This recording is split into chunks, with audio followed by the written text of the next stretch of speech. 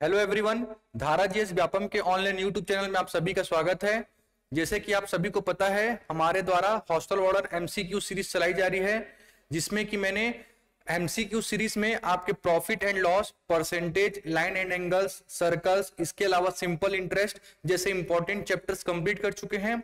और आज हम लोग फिर से स्टार्ट करने वाले हैं नए चैप्टर, वो है हमारा एवरेज। तो समझने का प्रयास करेंगे आज के इस चैप्टर को, इस टॉपिक को, एवरेज। चलिए, दिया गया है पहला question, given 4 different numbers, the average of the first 3 numbers is the 4 times the fourth number and the average of all the fourth number is 52। What is the average of the first 3 numbers. 4 अलग अलग संख्याएं दी गई हैं। पहली 3 संख्याओं का औसत चौथी संख्या का 4 गुना है और सभी 4 संख्याओं का औसत 52 है। पहली 3 संख्याओं का औसत क्या है। चलिए, तो एवरेज स्टार्ट करने से पहले आपको एवरेज का छोटा सा फॉर्मूला मालूम होना चाहिए कि एवरेज बराबर क्या होता है। तो एवरेज बराबर होता है sum of the terms divided by number of the terms. Sum of the terms divided by number of the terms. Hindi में क्या कहेंगे, औसत बराबर सभी परिमाणों का योग बटे परिमाणों की संख्या। तो इस चैप्टर में बेसिकली आप पाएंगे 2 प्रकार के प्रश्न। पहला प्रश्न पूछ सकता है कि आप सीधा सीधा एवरेज निकालो, आपको ऑब्जर्वेशंस दिए रहेंगे एवरेज निकालने के लिए। दूसरा पैटर्न का प्रश्न बनता है जिसमें आपको एवरेज पता रहता है, नंबर ऑफ टर्म्स पता रहते हैं, परिमाणों की संख्या पता रहता है। तो सबसे पहले क्या निकालना रहेगा हमको, सम ऑफ द टर्म्स। तो यहां से मैं लिख सकता हूं sum of the terms is equals to क्या हो जाएगा, आप कहेंगे average into number of terms. तो आपको जब भी एवरेज दिया रहेगा, आप सबसे पहले क्या निकालेंगे, सम ऑफ द टर्म्स, सभी परिमाणों का योग निकालेंगे। ठीक है, तो इस फॉर्मूले का बहुत यूज होता है और आपके जो चैप्टर एवरेज है उसमें 90% क्वेश्चन इसी जो फॉर्मेट का है उसी में से पूछा जाता है। तो ध्यान रखिएगा, फॉर्मूला क्या होगा, sum of the terms equals to average into number of the terms. चलिए, अब आते हैं हमारे क्वेश्चन पे। दिया गया है गिवन 4 डिफरेंट नंबर्स। तो मैं मान लेता हूं वो नंबर कौन कौन से होंगे, A, B, C, D। मैं मान लिया। Let the 4 numbers be A, B, C, D। The average of the first 3 numbers. Average क्या दिया गया है, पहले 3 नंबर का। तो एवरेज क्या होता है, सभी परिमाणों का योग, sum of the terms divided by the number of the terms. प्रथम 3 संख्याओं का औसत क्या हो जाएगा, मैंने क्या माना है, प्रथम 3 संख्या A, B, C। तो एवरेज क्या हो जाएगा, सम ऑफ द टर्म्स। तो सम ऑफ द टर्म्स क्या हो जाएगा, यहां पास से A plus B plus C divided by क्या हो जाएगा, नंबर ऑफ द टर्म्स। कितने हैं, 1 2 3, जो कि किसके बराबर देके रखा गया है, इस 4 टाइम्स द फोर्थ नंबर। 4 गुना है किससे, चौथी संख्या से, और चौथी संख्या मैंने क्या मानी है, D। तो इस स्टेटमेंट से मेरा इक्वेशन क्या फॉर्म हुआ, A plus B plus C divide by 3 equals to 4D। अब सेकेंड स्टेटमेंट दिया है, and all the average of 4 numbers is 52। और सभी 4 संख्याओं का औसत कितना दिया गया है, 52। तो यहां पास सभी 4 संख्याओं का औसत निकालोगे तो औसत का फॉर्मूला क्या होता है, sum of the terms divided by the number of the terms. सभी परिमाणों का योग बटे परिमाणों की संख्या। तो सभी परिमाणों का आप योग लिख दीजिए। परिमाण कौन कौन से हैं, A, B, C, D। इन सभी का योग क्या हो जाएगा, A plus B plus C plus D divided by the परिमाणों की संख्या, नंबर ऑफ द टर्म्स। तो 1 2 3 4 और बटे में क्या जाएगा, 4। ठीक है भाई, और इक्वल्स टू कितना देके रखा गया है, 52। इक्वल्स टू देके रखा गया है 52। तो मैं यहां से A plus B plus C plus D निकाल सकता हूं। तो आप कहेंगे A plus B plus C plus D हो जाएगा सर 52 इंटू 2, 52 इंटू 4, 52 इंटू कितना हो जाएगा, 4। तो आपको यहां पास क्या मिल जाएगा, आप कहेंगे 208, 4 2 8, 5 4 20। ठीक है, इसी प्रकार अगर आप चाहते तो यहां पास से निकाल सकते थे कि A प्लस बी प्लस सी बराबर क्या हो जाएगा। तो आप क्या कहेंगे, 4 इंटू 3 इंटू डी हो जाएगा 12D। चलिए, अब आपको निकालना क्या है, what is the average of first 3 numbers. आपको एवरेज निकालना है प्रथम 3 संख्याओं का, एवरेज निकालना है प्रथम 3 संख्याओं का। चलिए, तो आप समझिएगा कैसे निकालेंगे हम लोग। हमको पता चल गया कि a प्लस बी प्लस सी किसके बराबर होने वाला है, 12d के बराबर। तो यहां पास a प्लस बी प्लस सी का वैल्यू मैं पुट कर सकता हूं। तो पुट करने पे क्या मिलेगा, तो आप कहेंगे 12d, बगल में है d, इक्वल्स टू कितना हो जाएगा 208, कितना हो जाएगा 208। तो यहां से मेरे को d का वैल्यू मिल जाएगा। तो 13d इक्वल्स टू मैं क्या लिख सकता हूं 208। तो d बराबर क्या हो जाएगा 208 डिवाइड बाई 13, डिवाइड बाई कितना हो जाएगा 13, 13 के टेबल में कैंसिल हो रहे हैं, 13 1 जा 13, 7 बचेगा, 13 6 जा 78। तो d का वैल्यू कितना मिल गया 16। ये d का वैल्यू मिल गया कितना आपको 16। अब आपको पूछा क्या गया है, प्रथम तीन संख्याओं का औसत। इसका मतलब आपको यह डेटा निकालना है, क्योंकि प्रथम तीन संख्या कौन कौन से माने हो आप, ए बी सी। इसका औसत निकालोगे तो क्या होगा, सभी परिमाणों का योग बटे परिमाणों की संख्या, जो कि किसके बराबर है 4d के बराबर है। तो आपको इसी का वैल्यू कैलकुलेट करना है 4d का। तो 4d बराबर मैं निकाल सकता हूं, d बराबर कितना मालूम पड़ गया 16। तो 4d बराबर कितना हो जाएगा 16 गुणित 4। देयरफॉर मैं यहां पास लिख रहा हूं direct answer 4d equals to कितना हो जाएगा 4 इंटू 16 इज इक्वल्स टू 64। और यही 64 क्या होने वाला है, प्रथम तीन संख्याओं का औसत। तो इस प्रकार आपको सॉल्व करना है। यदि आपको एवरेज दिया है, आपको यदि एवरेज दिया है तो आप सबसे पहले क्या निकालोगे, सम ऑफ द टर्म्स। देखिए यहां पास भी क्या निकला आपका सम ऑफ द टर्म्स, यहां पास भी क्या निकला आपका सम ऑफ द टर्म्स। तो आपको एवरेज यदि दिया रहता है तो आप क्या निकालेंगे, सबसे पहले sum of the terms. Sum of the terms मिल जाएगा, उसके बाद आप क्वेश्चन के रिक्वायरमेंट के हिसाब से इसका क्या करेंगे, सोल्यूशन करेंगे भाई। ठीक है कि नहीं, क्योंकि यहां पास अभी क्या निकालना था आपको, डी निकालना था। तो डी निकालोगे तभी तो आप इन तीन संख्याओं का औसत निकाल पाओगे। तो क्वेश्चन के डिमांड के हिसाब से आप आगे सॉल्व करोगे। लेकिन यदि आपको एवरेज दिया है तो पहला स्टेप क्या होगा, आपको सम ऑफ द टर्म्स निकालना ही पड़ता है। तो इस प्रकार इसका आंसर क्या हो जाएगा, ऑप्शन नंबर डी 64। चलिए भाई बढ़ते हैं अगले क्वेश्चन पे। अगला क्वेश्चन दिया गया है, the average of 12 numbers is 15 and the average of first 2 is 14, what is the average of the rest. 12 संख्याओं का औसत 15 है और पहली दो संख्याओं का औसत 14 है, शेष का औसत क्या है। चलिए जैसे कि मैं बोला आपको, यदि आपको एवरेज पता है, यदि आपको एवरेज पता है तो सबसे पहले क्या निकालना पड़ता है, सम ऑफ द टर्म्स। क्या निकालना पड़ता है, सम ऑफ द टर्म्स। अब क्या दिया गया है, 12 नंबर का एवरेज देके रखा गया, 12 संख्याओं का एवरेज। अब वो 12 संख्या कौन कौन से पता तो नहीं है मेरे को, तो मैं क्या मान लेता हूं, माना 12 संख्या कौन कौन से होंगे, A B C D E F G H I J K L. तो ए से लेके मैं क्या मान लिया यहां पास एल तक, ए से लेके मैं कहां तक मान लिया, मैं एल तक। अब आपको मालूम है कि एवरेज का फॉर्मूला क्या होता है, sum of the terms divided by the number of the terms equals to average. तो यहां से मैं सम निकाल सकता हूं, तो मैं यहां से लिखूंगा a plus B plus C plus D plus dot dot dot dot dot plus L divided by क्या लिखूंगा यहां पास, नंबर ऑफ टर्म्स कितने हो जाएंगे 12 is equals to 15। Simple average का फॉर्मूला अप्लाई कर रहा हूं, average equals to sum of the terms divided by the number of the terms. अब यहां से आप सम निकाल सकते हैं, a plus B plus C dot dot dot dot plus L तक का कितना हो जाएगा, तो आप कहेंगे 12 इंटू 15 और 12 इंटू 15 कितना हो जाएगा 180। इसी प्रकार अगला स्टेटमेंट दिया गया है, the average of first two number is 14 और प्रथम दो संख्याओं का औसत कितना देके रखा गया है 14। तो यहां से प्रथम दो संख्याओं का योग निकाल सकते हैं, फॉर्मूला है sum of the terms divided by the number of the terms equals to average. तो ये प्रथम दो संख्याओं का योग बटे परिमाणों की संख्या बराबर में औसत। तो यहां से a प्लस बी कितना हो जाएगा, तो आप कहेंगे 14 गुणित 2, 14 इंटू 2 कितना हो जाएगा यहां से 28। अब आपको a प्लस बी का वैल्यू मिल गया, तो आप यहां पास a प्लस बी का वैल्यू पुट करेंगे तो आपको rest c plus D plus E plus F करते करते l तक का सम मिल जाएगा। तो यहां पास मैं a प्लस बी का वैल्यू पुट करूंगा और सम निकालूंगा किसका, मैं c d e f g h i j k l का। तो मैं यहां पास सीधा सीधा लिख रहा हूं, तो इसको अगर पुट करूंगा तो क्या हो जाएगा यहां पास 28 plus c plus d plus e dot dot dot dot plus l which is equals to 180।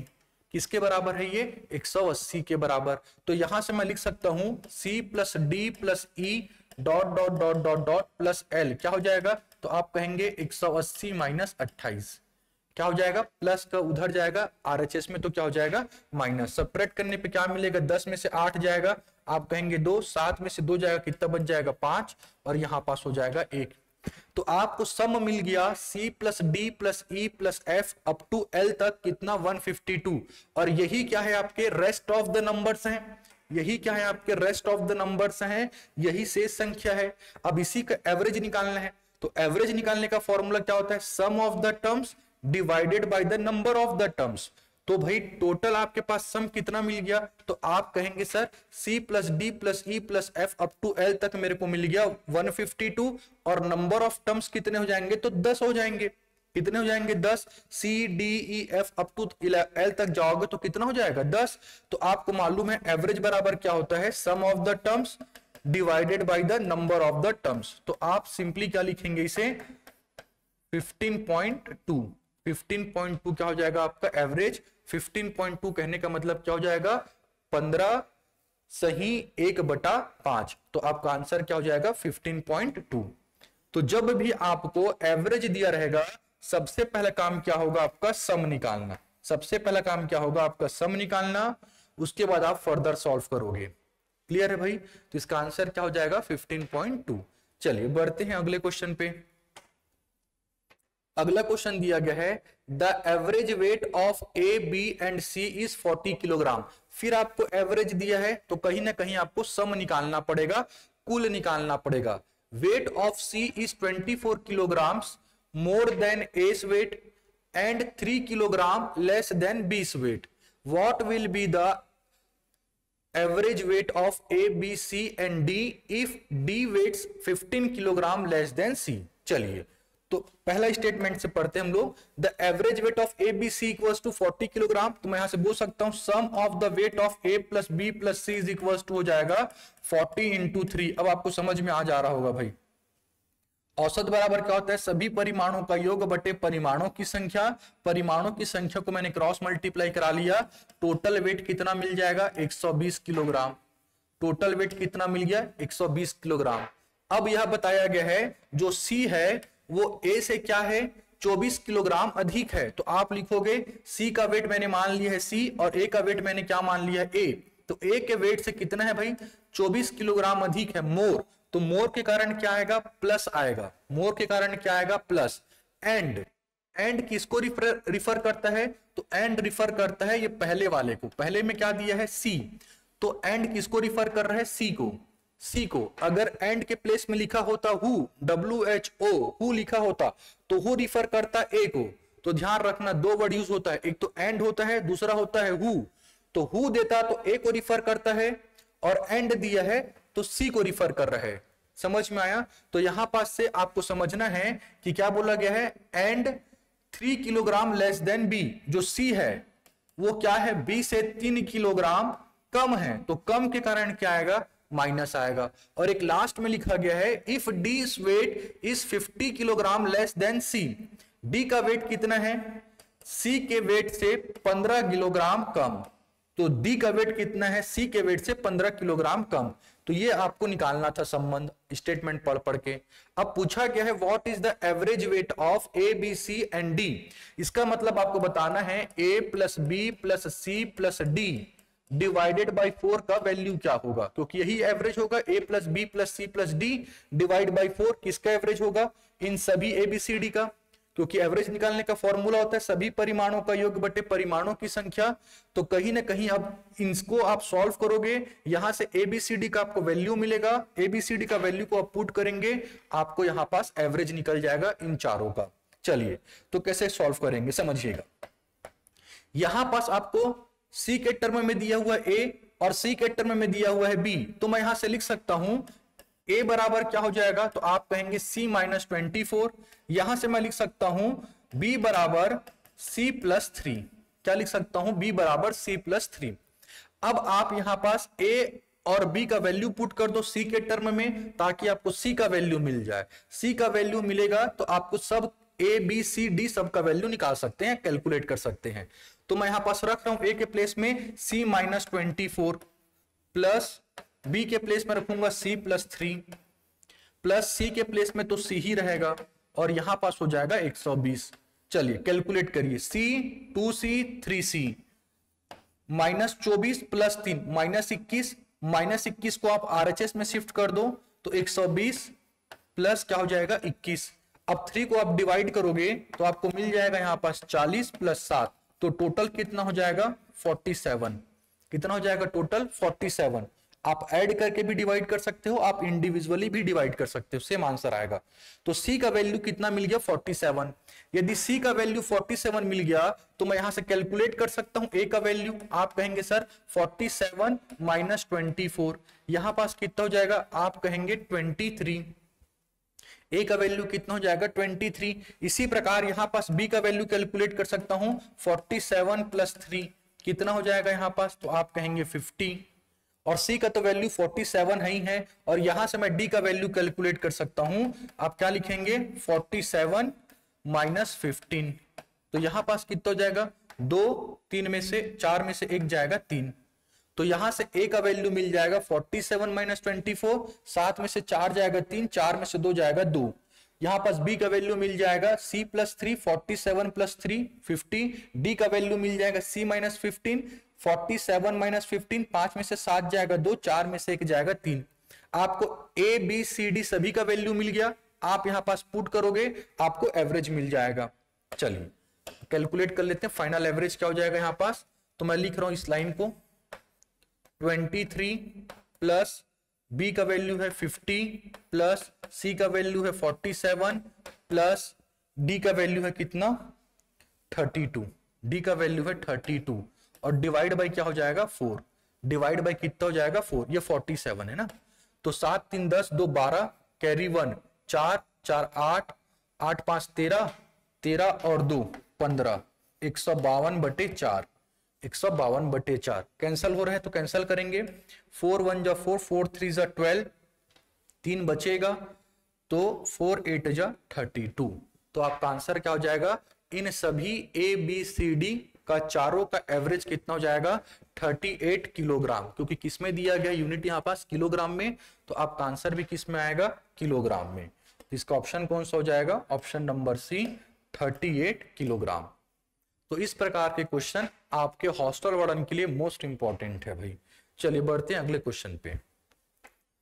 अगला क्वेश्चन दिया गया है the average of 6 numbers is 7, the average of 3 numbers of them is 5, what will be the average of the remaining numbers। चलिए तो यहां पास calculate करते हैं remaining number का एवरेज। मैं मान लेता हूं वो 6 संख्या कौन कौन सी होने वाली है, A B C D E and F। तो यहां से यदि आप सम निकालोगे इन सभी का A + B + C + D + E + F, ये कितना हो जाएगा, तो आप कहेंगे सर एवरेज के साथ मल्टीप्लाई कर दीजिए नंबर ऑफ टर्म्स को, तो यहां से हो जाएगा ये 42। एवरेज देके रखा गया है आपको 7 और परिमाणों की संख्या कितनी देके रखी गई है 6। तो यहां से मिल गया आपको सम of A + B + C + D + E + F = 42। अब आपको अगला स्टेटमेंट दिया गया the average of 3 numbers of them is 5, और इसके 3 संख्याओं का एवरेज कितना देके रखा गया है 5। तो मैं मान ले रहा हूं कि वो 3 संख्या कौन कौन से हैं A B C। तो यहां से मैं sum of A + B + C calculate कर सकता हूं, एवरेज का मल्टीप्लाई कर दीजिए नंबर ऑफ टर्म से। एवरेज दिया गया है 5 और आपको टर्म्स मालूम है 3, तो 5 3 जा कितना हो जाएगा 15। अब आपको बताना है रिमेनिंग संख्याओं का एवरेज। तो रिमेनिंग संख्याओं का पहले सम निकाल लो। तो सम कैसे निकालोगे, यदि आप A + B + C का वैल्यू को आप यदि यहां पास पुट कर देंगे तो आपको D + E + F का सम मिल जाएगा। तो पहले आप सम निकाल लीजिए D + E + F, और यहां पास कितना हो जाएगा ये 15। A + B + C का वैल्यू इक्वल्स टू कितना हो जाएगा यहां पास से 42। तो D + E + F कितना हो जाएगा, तो आप कहेंगे 42 - 15। 12 में 5 जाएगा 7, 3 में 1 जाएगा 2। ये हो गया sum of D + E + F। अब आपको निकालना है एवरेज। तो आप सभी को मालूम है एवरेज निकालने का फॉर्मूला क्या होता है, sum of the terms divided by the number of the terms. अब आपको सम ऑफ द टर्म्स पता है, D + E + F का वैल्यू 27, आप उसे 3 से डिवाइड कर देंगे, आपको आंसर मिल जाएगा रिमेनिंग 3 नंबर्स का एवरेज क्या होने वाला है। तो आपका ऑप्शन कौन सा हो जाएगा, option number C, that is 9। चलिए भाई बढ़ते हैं अगले क्वेश्चन दिया गया, out of 10 teachers of a school 1 teacher retires and in place of him a new teacher 25 years old joins, as a result of it average age of the teachers reduces by 3 years, age of the retired teacher is। चलिए तो आपको क्या दिया गया है, 10 teacher थे school में जिसमें से एक रिटायर होने वाला है और उसके प्लेस में दूसरा टीचर आने वाला है जिसकी आयु कितनी होने वाली है 25 वर्ष। तो जो टीचर रिटायर हो रहा है उसके प्लेस में 25 वर्ष की आयु वाला एक नया टीचर आता है जिसके कारण क्या हो रहा है, औसत में 3 वर्ष की कमी। तो सबसे पहले आप मेरे को यह बताइए कि आपको पुराना औसत पता था क्या, ओल्ड एवरेज पता था क्या, नहीं पता था। तो आपको पहले क्या मानना पड़ेगा, माना पुराना औसत बराबर x वर्ष। मैं x मान ले रहा हूं तो यहां पास लिख रहा हूं let the average age of 10 teachers is equals to x year. सभी पुराने 10 शिक्षकों की औसत आयु कितनी मान ली मैंने, x वर्ष। अब मैं बोला था कि यदि आपको जब भी एवरेज दिया रहेगा या आप एवरेज मानोगे तो सबसे पहले काम क्या रहेगा आपका, सम निकालना। तो आप यहां से सम निकाल सकते हैं। तो सम ऑफ ऑल 10 टीचर्स कितना हो जाएगा, तो आप कहेंगे sum of all 10 teachers is equals to क्या हो जाएगा, average into number of terms. हम सभी को मालूम है कि औसत बराबर होता है सभी परिमाणों का योग बटे परिमाणों की संख्या। तो परिमाणों का योग कैलकुलेट करना है तो कैसे ज्ञात करते हैं हम लोग, औसत का मल्टीप्लाई कराते हैं परिमाणों की संख्या के साथ। तो यहां से मेरे को पता चल गया sum of all the 10 teachers is equals to 10x। अब क्या दिया गया है, इस 10x जो सम था उसमें से एक टीचर चला गया। तो जो टीचर जाएगा वो कितने वर्ष लेके जाएगा अपने साथ में, x वर्ष। क्यों लेके जाएगा सर x वर्ष ही, क्योंकि मैंने यहां पास क्या माना है कि सभी के सभी टीचर कितने वर्ष के होंगे, x वर्ष के। तभी तो इन सभी का एवरेज कितना निकला होगा, x। तो जो जाने वाला टीचर है उसका भी आयु कितना ही होगा, x वर्ष होगा, क्योंकि एवरेज का मतलब ही होता है इक्वली डिस्ट्रीब्यूशन। तो यदि आप एवरेज माने हो x, इसका मतलब ही यही हो रहा है कि सभी के सभी को कितना मान के चल रहे हो आप, x वर्ष x वर्ष x वर्ष x वर्ष। तो जाने वाला जो टीचर होगा, जो रिटायर होने वाला टीचर होगा, वो भी कितने वर्ष का ही होगा, x वर्ष का ही होगा। तो अब मैं यहां से क्या करूंगा, जो जाने वाला है उसको मैं निकाल दिया। तो आप बोलेंगे सर 10x में से आप x माइनस कर दिए। अब ये चला गया, अब उसके प्लेस में एक और आएगा। तो जब ये टोटल 10 थे, 10 में से एक चला गया तो कितने बचेंगे, 9। अब एक टीचर और आया तो आने के कारण मैं क्या लिखूंगा, मैं उसको प्लस 25। अब ये टीचर गया और ये टीचर आया, इसके कारण क्या हुआ, जो पुराना औसत था वो 3 से क्या हो गया, कम हो गया। तो पुराना औसत कितना हो गया, 3 से कम। अब आप सभी को पता है कि सर एवरेज बराबर क्या होता है, सभी परिमाणों का योग बटे में क्या जाएगा, परिमाणों की संख्या। तो परिमाणों की संख्या अभी भी हेजिटिस मेंटेन रहेगा। एक टीचर गया, दूसरा टीचर आया, तो 10 के 10 मेंटेन रहेंगे। और इनके जाने और इनके आने के कारण क्या परिवर्तन हुआ, जो पुराना औसत था उसमें 3 की कमी हो गई। तो कमी होने के कारण क्या लिखा मैं, माइनस। तो ये हो गया formula, average equals to sum of the terms divided by the number of the terms. तो यहां पास आपको मानना ही पड़ेगा सेम x ही वेरिएबल, क्योंकि आपने एवरेज क्या माना है, x। तो जाने वाला का आयु भी कितना रहा होगा, रिटायर होने वाले टीचर का x वर्ष ही होगा, क्योंकि एवरेज का मतलब ही होता है इक्वली डिस्ट्रीब्यूशन। ठीक है भाई, तो आप यहां पास x ही मानोगे, y नहीं मानोगे। चलिए तो अब इसको सॉल्व करोगे और आपको सिंपली x का आंसर मिल जाएगा और x ही क्या हो जाएगा आपका आंसर। तो यहां पास हो जाएगा 10x minus 30 equals to 10x minus x equal plus 25। 10x से 10x कैंसल, x को आप LHS में शिफ्ट कर दो, 30 को RHS में शिफ्ट कर दो, तो x इक्वल्स टू हो जाएगा 30 plus 25 which is equals to 55। और यहां पास एज है तो ईयर हो जाएगा। तो इस प्रकार इसका आंसर क्या हो जाएगा, 55, ऑप्शन नंबर ए। तो जो रिटायर हो रहे टीचर उसकी आयु कितनी रही होगी, 55 वर्ष। चलिए भाई बढ़ते हैं अगले क्वेश्चन पे। अगला क्वेश्चन दिया गया है, the average weight of boys in a class is 30 kilogram and the average weight of girls in the same class is 20 kilogram. If the average weight of the whole class is 23.25 kilogram, what could be the possible strength of boys and girls respectively in the same class? एक कक्षा में लड़कों का औसत वजन 30 kilogram है और उसी कक्षा में लड़कियों का औसत वजन 20 किलोग्राम है। यदि पूरी कक्षा का औसत वजन 23.25 किलोग्राम है तो उसी कक्षा में क्रमशः लड़कों और लड़कियों की संभावित स्ट्रेंथ होगा, यहां पर ताकत नहीं, स्ट्रेंथ क्या होगा। चलिए यहां पर समझेंगे कि ये सर जो क्वेश्चन है आपका वेटेड एवरेज से है, तो वेटेड एवरेज के लिए निकालने के लिए आप यहां पास डायरेक्ट एलिगेशन लगा दीजिए। एलिगेशन लगाऊंगा तो जल्दी निकल जाएगा।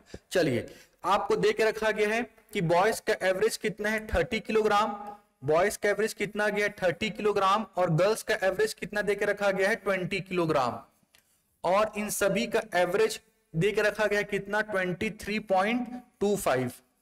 तो आप यहां पास एलिगेशन लगा लीजिएगा। एलिगेशन लगाएंगे तो यहां पास आपको मात्रा मिल जाएगा, किसमें मिलेगा, अनुपात में। अनुपात में जो मिलेगा उसे आप कैंसिल करेंगे, ऑप्शन में देखेंगे जो सेटिस्फाई होगा वो आपका आंसर हो जाएगा। तो एलिगेशन कैसे लगाते हैं, बड़ी संख्या से घटाते हैं छोटी संख्या, तो यहां पास हो जाएगा 3.25 और यहां पास हो जाएगा 6.75 और एक किसमें मिलता है, रेशियो में। तो रेशियो में मिलेगा मतलब रेशियो का मतलब होता है डिवाइड, तो ये हो जाएगा 325/675, डेसिमल कट जाएगा, क्या हो जाएगा सीधा सीधा 325/675। इसके टेबल में काटोगे तो यहां पास आपको अनुपात मिल जाएगा 13:27। तो आपको पूछा था कि पॉसिबल स्ट्रेंथ क्या है, तो आप बता सकते हैं 13:7। तो लड़कों की यदि 13 होगी तो लड़कियों की कितनी होगी सर 27। तो यहां पास ऑप्शन कौन सा हो जाएगा आपके पास, ऑप्शन नंबर कौन सा हो जाएगा, आप कहेंगे बी। ऑप्शन नंबर कौन सा हो जाएगा आपके पास, बी, 13/27, 13/27 ऑप्शन नंबर बी। चलिए बढ़ते हैं अगले क्वेश्चन पे। अगला क्वेश्चन देकर रखा गया है, in a family the average age of father and mother is 35 years. The average age of the father, mother and their only son is 27 years. What is the age of the son? तो फिर से आपको average देके रखा गया है, तो आप सबसे पहले क्या निकाल लो, सम। तो मदर प्लस फादर का सम कितना हो जाएगा, तो आप कहेंगे 35 × 2 विच इज इक्वल टू 70। 35 दूनी हो जाएगा 70। सभी परिमाणों का योग बटे परिमाणों की संख्या बराबर में औसत।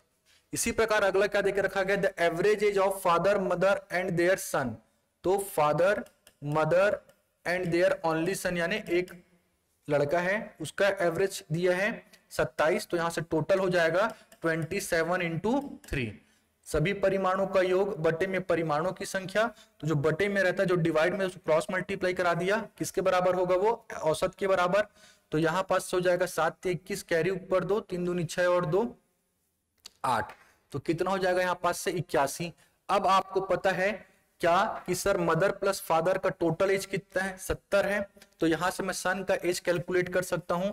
तो आप यहां पास डेटा को पुट कर देंगे, m + f = 70 प्लस s = हो जाएगा 81। तो s बराबर हो जाएगा 81 - 70। तो यहां पास मिल जाएगा आपको 11 ईयर। ऑप्शन नंबर कौन सा हो जाएगा, ऑप्शन नंबर हो जाएगा डी। ऑप्शन नंबर डी हो जाएगा 11 ईयर्स। चलिए भाई बढ़ते हैं अगले क्वेश्चन पे। अगला क्वेश्चन दिया है, of 4 numbers whose average is 60, the first is 1/4 of the sum of the last 3, the first number is. चलिए मैं मान ले रहा हूं कि 4 नंबर कौन कौन से हैं, ए बी सी डी। अब इन सभी का क्या देके रखा गया, एवरेज। तो मैं सम निकाल सकता हूं, sum of a + b + c + d = कितना हो जाएगा 60 × 4। औसत के फॉर्मूला से निकालोगे सभी परिमाणों का योग बटे में परिमाणों की संख्या बराबर में औसत। परिमाणों की संख्या को मैं एवरेज के साथ मल्टीप्लाई करा दिया तो सम ऑफ द टर्म्स मिल जाएगा 240। अब दे के रखा गया है, the first is 1/4 of sum of the last 3। तो सम ऑफ द लास्ट 3 आपने क्या माना है, b + c + d। तो यहां से मेरे को मिल गया relation a = 1/4 of B plus C plus D, तो मैं यहां से क्रॉस मल्टीप्लाई करके लिख सकता हूं 4a equals to B plus C plus D.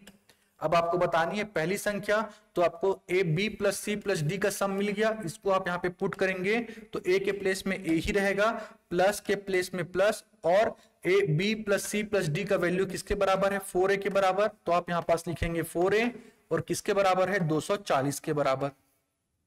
सम करने पे मिल जाएगा 5a इक्वल्स टू 240, तो a इक्वल्स टू हो जाएगा 240 डिवाइड बाई 5, 5 4 जा 5 8 जा 48, तो आपका आंसर कौन सा हो जाएगा ऑप्शन नंबर डी 48। तो इसी प्रकार के क्वेश्चन आपके लिए बहुत इंपॉर्टेंट है जिसमें आपको एवरेज पता रहता है। अगर एवरेज पता है तो सबसे पहले आपको सम निकालना पड़ता है भाई, ठीक है कि नहीं। चलिए बढ़ते हैं अगले क्वेश्चन। दिया गया अगला प्रश्न, in a class there are 32 boys and 28 girls, the average age of the boys in the class is 14 years and the average age of the girls in the class is 13 years, what is the average age of the whole class. चलिए समझिएगा, ये जो question है ये आपका है weighted average से। तो वेटेड एवरेज कहां पे अप्लाई करते हैं, पहले आप इस बात को समझिएगा। जब आपको दो या दो से अधिक ग्रुप का एवरेज पता हो और उन सभी का औसत निकालना होगा तो हम लोग क्या यूज करते हैं, वेटेड एवरेज। क्या यूज करते हैं हम लोग, भारित्व औसत बोलते हैं हिंदी में। जब आपको दो या दो से अधिक ग्रुप का औसत पता है तो आप वहां पास क्या यूज करते हो, वेटेड एवरेज। तो जैसे कि आप सभी को यहां पास दो ग्रुप पता चल रहे हैं, 32 लड़कों का और 28 लड़कियों का, और इनका इंडिविजुअल आपको एवरेज दे के रखा गया है और पूछा गया है कि इन सभी का एवरेज क्या होगा। तो यहां पास आप क्या यूज करोगे, वेटेड एवरेज। और वेटेड एवरेज निकालने का फॉर्मूला क्या होता है, तो आपको पता होगा वेटेड एवरेज इक्वल्स टू, आप कहेंगे A1N1 plus A2N2 divided by N1 plus N2। यहां पास A1 और A2 क्या है, एवरेज है, N1 और N2 क्या है, नंबर ऑफ द टर्म्स है। तो एवरेज दे के रखा गया है लड़कों का कितना 14 और संख्या कितना दे के रखा गया है 32 प्लस के रखा गया 28, तो 28 इंटू क्या कर लीजिएगा 13 और डिवाइड बाय क्या हो जाएगा 32 प्लस 28। सॉल्व करने पे क्या मिलेगा आपको 448 प्लस 364 डिवाइड बाय कितना हो जाएगा 60। सम करने पे क्या मिलेगा आपके यहां पास से, तो आप कहेंगे 8 और 4 हो जाएगा 12, कैरी 1, 6 4 10 11 कैरी 1 हो जाएगा यहां पास से 812/60। कितना हो जाएगा 812/60। जब आप इसे सॉल्व करेंगे तो आपको अप्रोक्सीमेटली आंसर मिलेगा 13.53 ऑप्शन नंबर डी। चलिए भाई बढ़ते हैं अगले क्वेश्चन पे। अगला क्वेश्चन दिया गया है द मीन, मीन का मतलब होता है एवरेज, ठीक है ना, मीन बोलो या एवरेज बोलो एक ही है। The mean of 5 observations is 60, the mean of 10 observations is 30 and the mean of 15 observation is 20, the mean of all 30 observations is।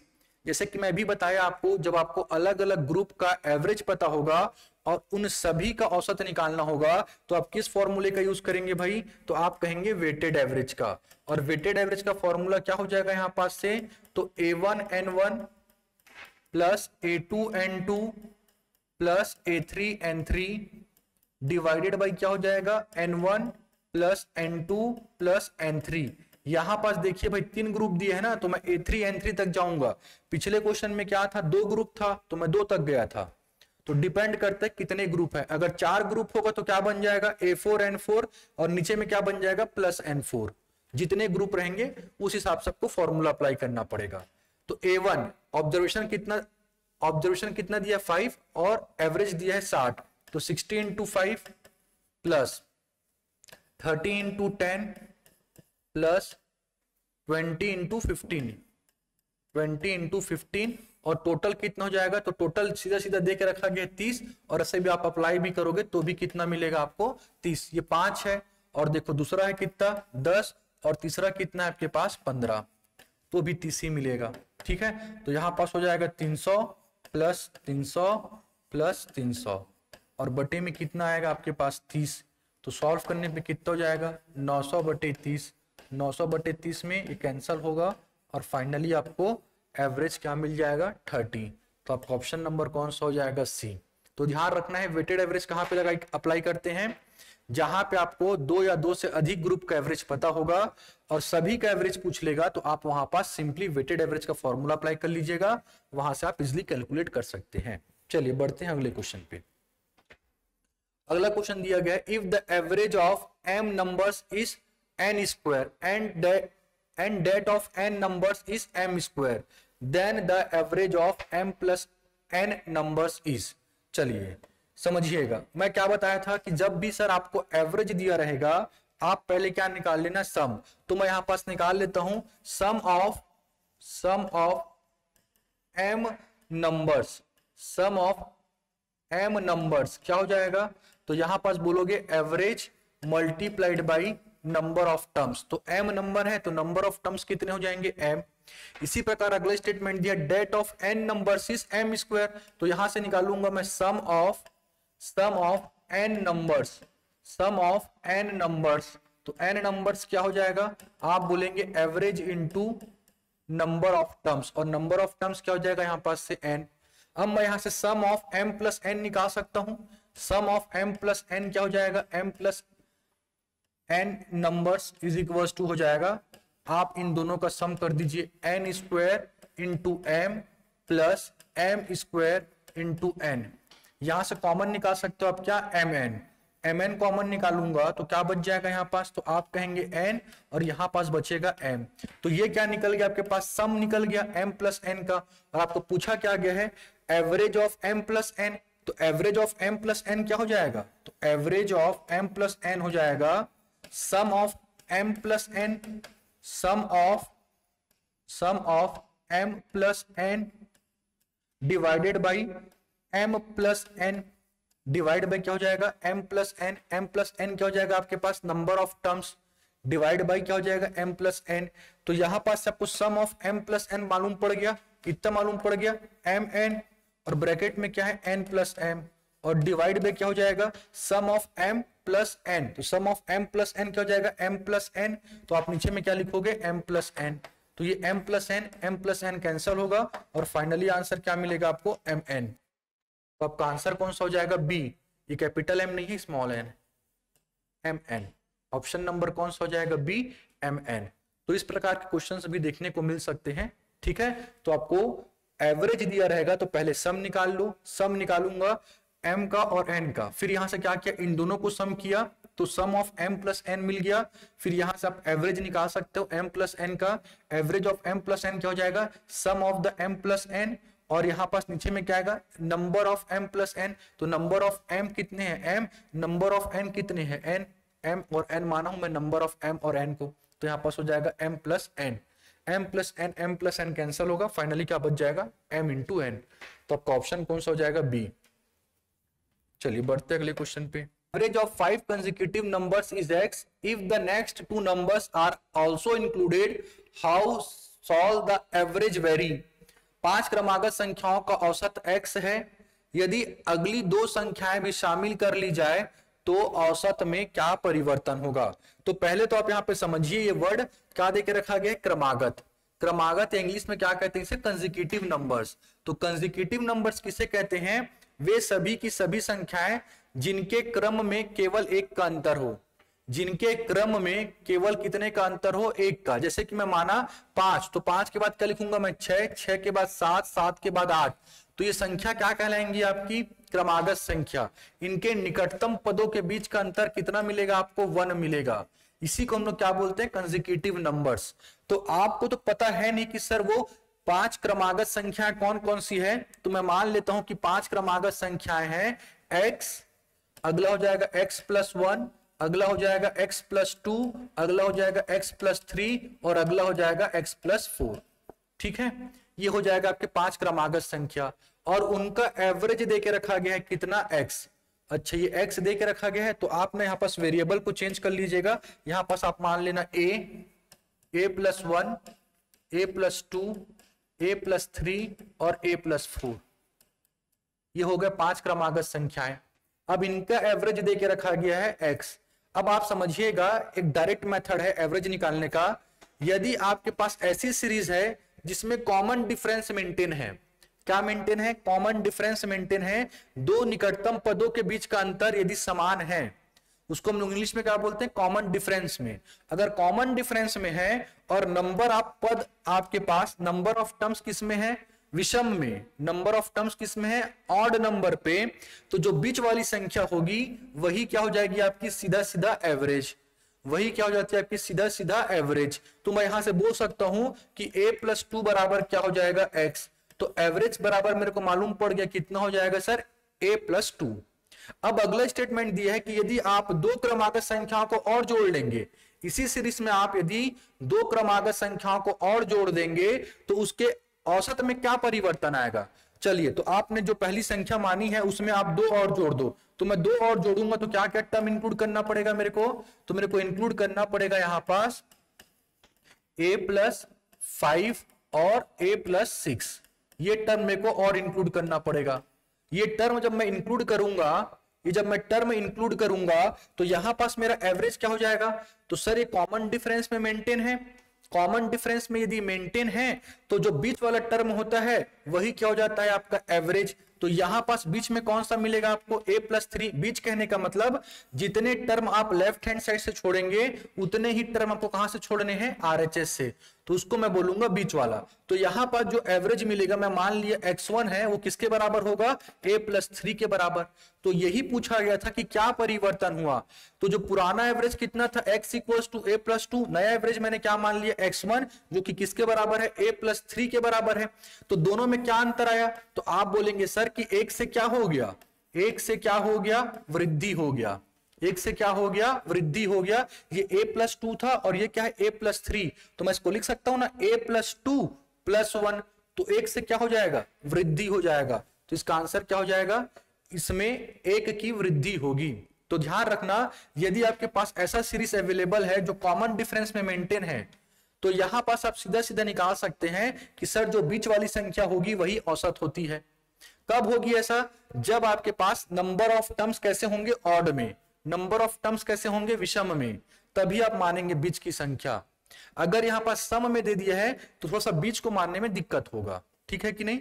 चलिए, तो इस प्रकार के क्वेश्चन है, तो इसे इंपॉर्टेंट है, आपके हौसला बढ़ाने के लिए पूछा जा सकता है। तो इसका आंसर क्या हो जाएगा? ऑप्शन नंबर ए, एक से वृद्धि होगी। चलिए अगला क्वेश्चन देखिए। अगला क्वेश्चन दिया गया है, the average age of 30 students in a class is 15 years. If 6 students of this class have the average age of 16 years, then the average age of remaining 24 students would be। तो ये भी आपका average, weighted average का ही question है। Weighted average का question है। मैं बताया था कि अगर आपको अलग अलग ग्रुप का एवरेज दिया होगा और सभी का पूछ ले तो आप वेटेड एवरेज का फॉर्मूला लगाइएगा। लेकिन यहां पास क्या किया गया है? सभी टोटल ग्रुप का आपको एवरेज मालूम है और जो 24 है उनका पूछ लिया है। तो वेटेड एवरेज का फॉर्मूला आप सभी को पता है भाई। वेटेड एवरेज बराबर हो जाएगा, क्या हो जाएगा? आप कहेंगे a1n1 plus a2n2 divided by n1 plus n2। तो आप यहां पास डेटा को पुट कर लीजिएगा। The average age of 30 students in a class is 15 years. तो सभी 30 बच्चों का आपको औसत पता है 15। यहां पास n1 प्लस n2 कितना देके रखा गया है? 30। कितने देके रखे गए हैं? 30। 6 स्टूडेंट का एवरेज कितना देके रखा गया है आपके पास? 16। तो आप लिखोगे 6 × 16 प्लस 24 का कितना मान लो आप? x। 24 बच्चों का एवरेज कितना मान लो आप? x। तो यहां से आप x कैलकुलेट कर सकते हैं। केवल वेटेड एवरेज का फॉर्मूला यूज करना था। तो क्रॉस मल्टीप्लाई करोगे तो कितना हो जाएगा? 15 × 30 450 equals to 96 plus 24 × x। Subtract कर दो यहां पास 450 माइनस 96 इक्वल्स टू 24x। तो यहां पास सब्ट्रैक्ट करने पे कितना मिल जाएगा आपको? यहां पास 4, यहां पास हो जाएगा, सब्ट्रैक्ट करने पे आपको मिलेगा, सब्ट्रैक्ट करने पे मिलेगा 10 में से 6 जाएगा 4, 14 में से 9 जाएगा, बच जाएगा 5, 3 इक्वल्स टू 24x। तो यहां पास से आप x का वैल्यू कैलकुलेट कर सकते हैं। x बराबर हो जाएगा 354/24। आपको एग्जैक्ट आंसर निकालना है तो आप सिंपली क्या कर लीजिए? डिवाइड कर लीजिए। 354 डिवाइड बाई 24, 24 1 जा 24, बच जाएगा 1 1 और यहां पास 4 टाइम्स में जाएगा कितना हो जाएगा 96, सब्ट्रैक्ट करोगे कितना बचेगा यहाँ पास 18। तो आप कैसे लिखोगे इसको 14 18/24। इसका मतलब हो जाएगा सर 14 वर्ष प्लस 18/24 को आपको मंथ में कन्वर्ट करना है, तो आप 12 से मल्टीप्लाई कर दीजिए, क्योंकि एक वर्ष बराबर 12 माह, तो माह में है ये पूरा का पूरा।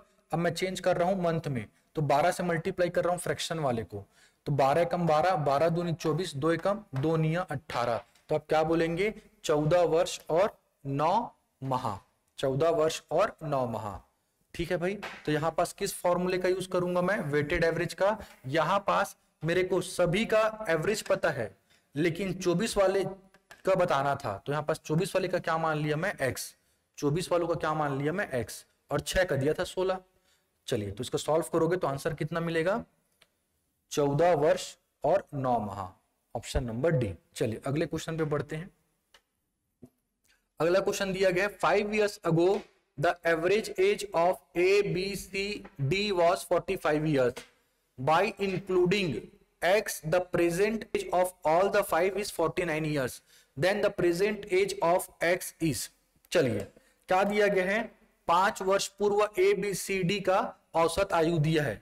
मैं मान लेता हूं इन सभी का वर्तमान आयु कितना है, A का है A वर्ष, B का है B वर्ष, C का है C वर्ष और D का है D वर्ष। ये क्या मार रहा हूं मैं प्रेजेंट एज, क्या मार रहा हूं मैं प्रेजेंट एज, ABCD का ABCD। अब 5 वर्ष पूर्व की बात करूंगा तो 5 वर्ष पूर्व कितने का हो जाएगा A, तो आप बोलोगे A-5 का, B कितने का हो जाएगा B-5 का, C कितने का हो जाएगा C-5 का, और D कितने का हो जाएगा D-5 का। भाई यदि आपकी वर्तमान आयु आज 20 वर्ष है तो 5 वर्ष पहले कितने के हो गया 15। कैसे बता पाओगे, 20 में से घटा दो 5 वर्ष। इसी प्रकार मैं क्या किया हूं वर्तमान आयु से 5 घटाया हूं, क्योंकि दिया क्या गया इन सभी का 5 वर्ष पहले का औसत कितना मालूम है आपको 45। अब औसत का पता है फॉर्मूला आप सभी को, सभी परिमाणों का योग बटे में क्या हो जाएगा परिमाणों की संख्या, बराबर में क्या हो जाएगा आपके पास औसत। तो औसत के फॉर्मूले से आप A plus B plus C plus D का आप सम निकाल सकते हैं। दिया कितना है 45, तो A plus B plus C plus D क्या मिल जाएगा आपको, तो आप कहेंगे ये हो जाएगा 180, 45 गुनी 4 हो जाएगा 180, 180 प्लस 20 हो जाएगा आपके पास 200। तो A plus B plus C plus D बराबर कितना हो गया 200। अब आपको क्या दिया अगला statement, by including X the present age of all the 5 is 49। यदि आप X को भी इंक्लूड कर लोगे तो इन सभी का औसत कितना हो जाएगा 49। चलिए तो एवरेज का फॉर्मूला फिर अप्लाई कर दो, A plus B plus C plus D plus X, सभी परिमाणों का योग बटे परिमाणों की संख्या बराबर औसत एवरेज। तो यहां से आपको A plus B plus C D का वैल्यू मालूम है 200। आप X के प्लेस में X रहने देना, 5 को क्रॉस मल्टीप्लाई करा देना, जिससे कि आपको X की वर्तमान आयु पता चल जाएगा। तो मैं यहां पास लिख रहा हूं 200 plus X equals to 49 into 5, 49 into 5, 5 9 जा 45, कैरी ऊपर 4, 5 4 जा 20, 20 प्लस 4 24। अब आप यहां से X का वैल्यू निकाल सकते हैं, 245 में से 200 सब्ट्रैक्ट कर दो, आपको सीधा सीधा आंसर मिल जाएगा 45 वर्ष। तो X की आयु कितनी रही होगी भाई 45 वर्ष। चलिए बढ़ते हैं अगले क्वेश्चन पे। अगला क्वेश्चन दिया गया है the average of runs of a cricket player of 10 innings was 32. How many runs must he make in his next innings so as to increase his average of run by 4? चलिए तो आपको दिया गया है 10 inning का average, तो आप total निकाल लो, टोटल ऑफ 10 इनिंग्स। तो टोटल कैसे निकालते हैं आप सभी को पता है, एवरेज का मल्टीप्लाई करोगे, एवरेज का मल्टीप्लाई करोगे नंबर ऑफ टर्म से। तो यहां पास से average into number of terms कितना हो जाएगा, नंबर ऑफ इनिंग्स 10 है तो हो जाएगा 320। इसका मतलब ये टोटल 10 इनिंग में 320 रन बनाया है क्रिकेट प्लेयर।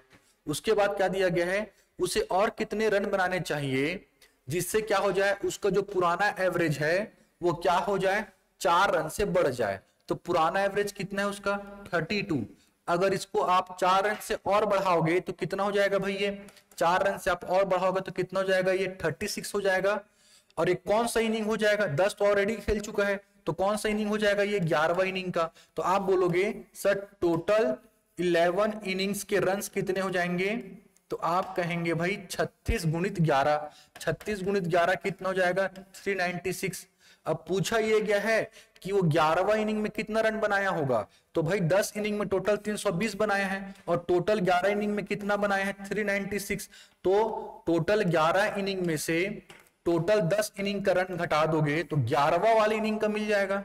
11वां वाले का निकालने के लिए टोटल 11 इनिंग के रन से आप टोटल 10 इनिंग के रन को घटा दो, तो जो 11वां इनिंग होगा उसका रन मिल जाएगा। यहां पास हो जाएगा कितना 76। तो आपका ऑप्शन कौन सा हो जाएगा, ऑप्शन नंबर डी 76। चलिए बढ़ते हैं हम लोग अगले क्वेश्चन पे। अगला क्वेश्चन दिया गया है the average temperature of the first 4 days of a week is 40.2 degree centigrade and that of the last 4 days is 41.3 degree centigrade. If the average temperature for the whole week is 40.6 degree centigrade then the temperature on the 4th day is। चलिए मैं मान ले रहा हूं कि first 4 day कौन कौन से हैं, Monday, Tuesday, Wednesday and Thursday. और आप सभी को मालूम है कि अगर आपको सम निकालना है तो एवरेज को मल्टीप्लाई कराना पड़ता है नंबर ऑफ टर्म से, और नंबर ऑफ टर्म्स क्या हो जाएगा यहाँ पास 4। क्यों, क्योंकि यहाँ पास देखिए मंडे, ट्यूसडे, वेडनेसडे और थर्सडे कितने हो गए टर्म्स 4। सॉल्व करने पे कितना मिल जाएगा यहाँ पास, आप कहेंगे 8 4 0 0 160.8। इसी प्रकार अगला स्टेटमेंट दिया गया है and that of the last 4 days। तो लास्ट 4 डेज कौन कौन से होंगे, Thursday plus Friday plus Saturday plus क्या हो जाएगा यहाँ पास संडे। तो इन सभी का सम निकालने के लिए फिर क्या करना पड़ेगा, औसत को मल्टीप्लाई कराना पड़ेगा नंबर ऑफ टर्म से। जब आप मल्टीप्लाई करेंगे तो क्या मिल जाएगा 4 3 12 कैरी 1 4 1 4 प्लस 1 5 4 4 16 165.2। और आपको आखिरी स्टेटमेंट दिया गया है if the average temperature of the whole week यानी Monday to Sunday is 40.6 degree centigrade. तो आप यहां पास लिखेंगे Monday plus Tuesday plus Wednesday plus Thursday plus Friday plus Saturday plus Sunday is equal to क्या हो जाएगा, average multiplied by number of terms, average multiplied by number of terms. तो यहां पास सॉल्व करूंगा तो 6 7 जा 42 कैरी 4 7 0 0 प्लस 4 4 हो जाएगा और 7 4 जा 28। तो sum of Monday to Sunday is equal to कितना हो जाएगा 284.2। अब आपको बताना है कि टेम्परेचर क्या था थर्सडे का। तो यदि मैं इन दोनों इक्वेशन को सम कर दूंगा, तो दोनों इक्वेशन को सम करूंगा तो मेरे को क्या मिलेगा, तो आप कहेंगे Monday plus Tuesday plus Wednesday plus Thursday plus Friday plus Saturday plus Sunday is equal to कितना हो जाएगा, तो आप कहेंगे 160.8 प्लस क्या करना पड़ेगा सर आपको यहाँ पास 165.2 ऐड करने पे कितना मिल जाएगा यहाँ पास ये, तो आप कहेंगे यहाँ पास 326। तो 326 किसका वैल्यू मिल रहा है, Monday plus Tuesday plus Wednesday plus Thursday Friday Saturday Sunday का। और आपको एक यहां से मालूम है कि मंडे से लेके संडे तक का सम कितना होता है 284.2। तो आप यहां पास पुट कर दो मंडे से लेके संडे तक का, तो एक थर्सडे बच जाएगा। तो मैं यहां पास लिख रहा हूं 284.2 प्लस थर्सडे और यहां पास हो जाएगा 326। तो यहां से थर्सडे का आप टेम्परेचर कैलकुलेट कर सकते हैं, 326 माइनस कर दो 284.2, सब्ट्रैक्ट करने पे मिलेगा आपको 0.8, 5 में से 4 जाएगा 1, 12 में से 8 जाएगा कितना हो जाएगा 4। तो आपका आंसर क्या हो जाएगा, option number C 41.8 degree centigrade. तो इन दोनों का सम करोगे तो यहां पास 2 टाइम्स ऑफ थर्सडे मिलेगा, ध्यान रखना। और आपको यहां पास में एक ही थर्सडे का पता है, तो यहां पास आप लिखोगे 284.2 प्लस थर्सडे, जो बचा हुआ थर्सडे रहेगा। यहां से आप गुरुवार का थर्सडे का आप दिन निकाल सकते हो भाई, ठीक है कि नहीं, जो कि हमारा क्या है चौथा दिन। चलिए बढ़ते हम लोग अगले क्वेश्चन में, और ये हमारा लास्ट क्वेश्चन है आज का। The average of 11 results is 60 if the average of first 6 results is 58 and that of last 6 is 63, find the 6th result। चलिए तो ये क्वेश्चन बहुत इंपॉर्टेंट है, पूछा जाता है बार बार एग्जाम में। तो आपको एवरेज पता है तो आप पहले सम निकाल लो, sum of 11 results, sum of 11 results, sum of 11 results कितना हो जाएगा? तो आप क्या कहेंगे 60 इंटू 11 कितना हो जाएगा भाई 660। इसी प्रकार क्या दिया गया एवरेज ऑफ फर्स्ट 6 रिजल्ट, तो आप क्या निकाल लो पहले sum of first 6, sum of first 6 result कितना हो जाएगा? आप कहेंगे 58 इंटू 6, 58 इंटू 6 कितना हो जाएगा 6 8 जा 48, कैरी ऊपर 4 हो जाएगा 348। और इसी प्रकार अगला क्या है लास्ट 6 का, तो आप निकाल लो sum of last 6 result, sum of last 6 result, sum of last 6 result कितना हो जाएगा? यहाँ पास एवरेज देके रखा गया 63, 63 इंटू 6 6 तिया 18, कैरी 1 हो जाएगा 378। अब देखो आपके पास टोटल कितना देके रखा गया है 11, टोटल रिजल्ट कितना देके रखा गया 11। और जब आप इंडिविजुअल काउंट किए तो शुरू से आप गिने 6 और लास्ट से गिने तो फिर आप क्या गिने 6। इसका मतलब ये हो रहा है सर यहाँ पास 6 और 6 कितना हो गया 12। इसका मतलब ये हो रहा है कि आपने बीच वाली को 2 बार काउंट किया है। कितनी बार काउंट किया है 2 बार।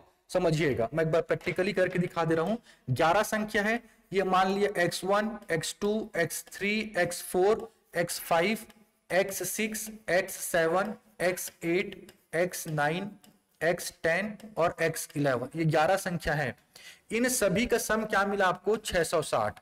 क्या मिला इन सभी का सम 660। ऐसा एग्जाम में नहीं करना है ना आपको, ये मेरे को समझाने करके मैं बना रहा हूं। इन सभी का सम क्या मिला मेरे को 660। अब उसके बाद क्या दिया गया सम ऑफ फर्स्ट 6 रिजल्ट, तो सम ऑफ फर्स्ट 6 रिजल्ट क्या हो जाएगा यहाँ पास से x1 plus x2 plus x3 plus x4 plus x5 plus x6 कितना हो जाएगा यहाँ पास से हम लोग कैलकुलेट किए 348। इसी प्रकार क्या बोला है लास्ट 6 रिजल्ट का, तो 6 रिजल्ट कौन कौन से मिलेंगे 1 2 3 4 5 6, तो x6 से क्या हो जाएगा x11 तक, क्या हो जाएगा ये x11 तक कितना मिला है आपको यहाँ पास से 378। क्लियर है। आपको पूछा कि भाई आप बताइए छठा परिणाम क्या होगा, तो यदि मैं इन दोनों को जोड़ दूंगा तो इन दोनों को जब जोड़ूंगा तो मेरे को क्या मिलेगा, तो आप कहेंगे sir x1 x2 plus x3 plus x4 plus x5 plus x6 और उसके साथ में फिर अगला क्या मिलेगा x6 से स्टार्ट होगा x6 x7 x8 x9 x10 और x11 और इनका सम कितना मिल जाएगा, तो आप देखेंगे तो क्या मिलेगा 8 और 8 कितना होगा 16, कैरी 1 7 5 12 कैरी 1 और यहां पास हो जाएगा 726। और आपको मालूम है कि सम ऑफ 11 टर्म्स कितने हैं 660 हैं। कितने हैं 660। तो आप यहां पास देखिए एक टर्म जो बीच वाला है वो रिपीट हुआ है कि नहीं हुआ है, बीच वाला क्या हुआ है रिपीट हुआ है। तो यहां पास क्या करिए x6 को हटा दीजिए और बाकी x1 से लेके आप x11 तक का सम को रिप्लेस कर सकते हैं किससे 660 से। तो इसी को रिप्लेस करके मैं यहां पास लिख रहा हूं, क्या लिख रहा हूं मैं यहां पास 660 और जो बच गया है टर्म कौन सा x6 उसको भी आप यहां पास मेंटेन कर दो विच इज इक्वल टू क्या हो जाएगा 726 के बराबर। तो x6 बराबर क्या हो जाएगा, तो आप कहेंगे 726 में से आप घटा दो सर कितना 660। तो आपको आंसर क्या मिल जाएगा 6 और यहां पास क्या मिल जाएगा 6। तो आपका आंसर क्या हो जाएगा 66 ऑप्शन नंबर ए। तो आप एग्जाम में कैसे करेंगे, आपको टोटल रिजल्ट मालूम है कितना है 11 और इंडिविजुअल आप काउंट करोगे। आप कैसे काउंट करोगे, इंडिविजुअल आप यदि काउंट करोगे तो 6 और 6 कितना मिल गया 12, 6 और 6 कितना मिल गया 12। तो आपको यहीं पे समझ में आ जाना चाहिए कि सर जो बीच वाला रिजल्ट है वो डबल काउंट हुआ है, वो क्या हुआ है डबल काउंट हुआ है। तो आप क्या करिएगा इन दोनों का सम निकालिएगा कितना मिल जाएगा 726। इस 726 में से या इन दोनों के सम में से जो टोटल का सम मिला है उसको सब्ट्रैक्ट कर देना, आपका सीधा सीधा आंसर आ जाएगा। क्लियर है कि नहीं, इतना करने का आपको रिक्वायरमेंट नहीं होता, ठीक है कि नहीं। तो इस प्रकार के क्वेश्चन बहुत बार पूछे गए हैं आपके एग्जाम में, मैं पूरा डिटेल में समझा दिया हूं। ठीक है भाई, तो आज के लिए फिलहाल इतना ही, मिलते हैं हम लोग अगले वीडियो लेक्चर में। तब तक के लिए अच्छे से पढ़ाई करते रहिए। Thank you so much.